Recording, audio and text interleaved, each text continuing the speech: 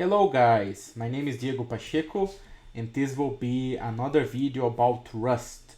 So I work with software for a long time and I always had a script written in Python to help me to track my hours. And yesterday I recreate this script and also use this opportunity to build a program in Rust. So I created something called timetracking RS, which was basically based on my Python script. So let's get started and see how program works, okay?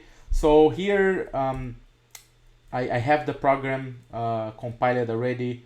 So it's called time tracking.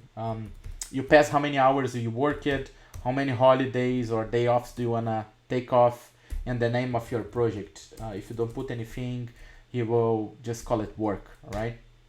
So if we run this, you're gonna see that the name of the project I'm working is work. My goal is working for 200 hours and I don't want to take any day off. So let's change this a bit and say I want to take 2 days off and my project's working from home. So then you're gonna see the program acknowledge that you want to take 2 days off, okay?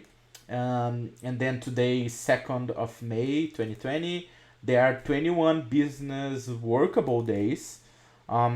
You work it 1 day, right? Because if you look on the calendar, last Friday was May 1st, right? So in theory, you work this day. Was a holiday actually, but let's say you work there. So there are 18 workable days. Why 18? If you look on the calendar, you see there's actually 20. Well, because we said we want 2 days off. If we put 0 here and we run again, you're gonna see that you have 20 days to work, right? Because now I'm saying I don't want to take any day off. Then it tell you how many hours did you work it, which is 10. Also, how many hours do you need to work through the whole month, and what's the average of hour you need to do every day, right? And there's some predictions here at the end, like if you work in every day 7 hours, you're gonna get 147 hours. If you work at 8 hours, you gonna get 168. If you work 9 hours, you're gonna get 189. If you work 10 hours, you're gonna get 210. So I always use like a similar program in Python to rate limit and to control my hours, right? So you can build this program just doing cargo build, all right? And if you want to release it, cargo build release, and then is release it, right? So let's see the code. So I'm gonna open IDEA here and we're gonna take a look. I installed the Rust plugin, so you guys know. Okay, so this is a cargo project, okay? So I add 2 dependencies here in order to do this. So first dependency is Chrono, one of the best libraries in Rust to deal with dates and times. And there's this other library called bdays that help me to do some of the math for the business workable days. Okay, so that's my cargo project. For the code, I have like 4 Rust files. So let's go through. So the main application is where the magic happens, all right? So I'm importing 2 modules I created. One is called time tracking, another calling model. So model, I have the configurations, okay? So if you go to model, you're gonna see I have 3 structs. So one struct I call work config, where you basically say how many hours do you wanna work. That's called base or based hours. So for me, it's more like 200 here. And then the name of the project I'm working on, okay, for tracking purpose. Then I have another structure called month data, where you basically say how many holidays there is. This library, guys, that I'm using, this bdays one, actually has Brazilian calendar for holidays. It's pretty cool. But in my case, I'm working in a different way. I'm expecting the user tell proper how many holidays, because very often I work in projects with USA, so I often, having to work anyway when it's not when it's a holiday in Brazil, or just because I'm not taking that holiday because it's the middle of week or something. So basically, the program expects you to say how many holidays or day offs you're gonna take. All right, so that's why I have this I-32 holiday count, and also I have worked hours, right? So And finally, I have an aggregator struct that aggregate the other two. It's called time tracking data, where you have the month data and the work config. Okay, so that's how we go. So basically, on the main, first thing I do, I use a crate that's on std. It's bundled with Rust. Then I'm doing args and collecting. So I'm getting a vector of all args. So first thing I check is, do I have 3 args, right? If I don't have 3, I can't work, because I need at least how many hours did you work, and what's your holidays or day offs assumption. Even if it's 0, you need to pass 0. If I don't have that, I'm gonna print an error, and I'm gonna give you a hint here saying you should pass like time tracking. Let's say I work 10 hours and I don't want to take day offs, right? And I'm gonna exit 0. So we can see this pretty easily if we run the program like doing this. You're gonna see it doesn't work. If I just pass the working hour, it still doesn't work. But then when I pass the holidays, then it works. Okay. So after this validation, then I have a function called parse args, where I'm passing the vector of strings, and I'm gonna receive a struct of my module. If you remember my module, I have a main module called time tracking data that pretty much holds all the configs for me. So here in this parser, it's pretty interesting what we have here. So I need to parse the worked hours, the holidays, and the project name. So what I do for the worked hours, I access the position 0 of the vector, right? If you try to access a position that does not exist in Rust, this program will panic. In my case, this is safe for 1 and 2 because I did the validation here, right? So if for some reason the vector doesn't have these 3 positions, the program will panic. So I'm safe to do this. But be careful, this code here can be very dangerous. So then I'm gonna parse this, all right? And I wanna parse in a float of 32 bytes.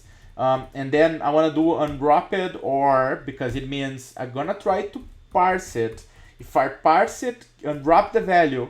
If for some reason I fail to parse it, let's use the default value 1. It means I work 1 hour. For holidays is similar. I'm also, but you know, holidays, there's no half holiday. So that's why I'm using integer 32. And then I'm also using unwrap OR that we're gonna unwrap the value of the parsing, or we're gonna put 0. And then for the project name, I'm showing a more safe way, right? Because I wanna show both. I'm using the method get, and the method get is interesting because then I can do pattern matching, and I also can do unwrap OR, right? And then again, if this position doesn't exist, because this position might not exist, all right, because it's optional. Like you saw in the program, like I can pass a name of my project, let's say working from home, all right. I'm passing, and you can see it really there. Or I can simply ignore this, all right. So really, this value might not be there at all. There's no validation before that. So that's why this gets safe, because if it doesn't exist, the OR we're gonna be triggered, and then I'm creating a string here, and then I'm calling work, right? Otherwise, I get the string, you pass it, okay? Then I'm instantiating the structs. So I'm creating the time track data with the month data and the config. So on the month data, basically now I'm just getting the values I read and put it here. So I put in the holidays on the holiday counts. I put the worked hours on the worked hours. For the config, I put the project name for the project name, and base I'm hard coding 200, right? I should receive this by parameter, but that's a good thing if you wanna hack the program and have fun, you know, go do that. It's pretty easy. But now I'm returning the data. Then I have this struct here. Then I'm calling time tracking hours report, passing my configs. So the hours report for the time tracking class, where the whole magic happens. But before I go there, I want to show that I create another utils class called time utils, and here I use chrono and bdays, right? So I have a couple of interesting functions I had to create. So for instance, I have like a function called current year, where it return as an integer 32 what's our current year, right? So if you run this right now, it will be 2020. For the current month, right now we are in May, so this will return 5. And then there is today, that will return the day, that will be 2, okay? And then there is a couple of interesting functions, like these business days. It returns the number of business workable days, right? Basically there is a calendar, and then I get the year, the month, and I count how many business days there is. Maximum I'm gonna have, let's say 22 business days, but then I go through the whole month. The maximum month will be 31 days, and then I create all these dates, right? So let's say 2020, May 1, the first time I do the 4, second time will be 2, 3, 4, and so on. And then for every time I get this date, I check if it's a business day. If it is, I count.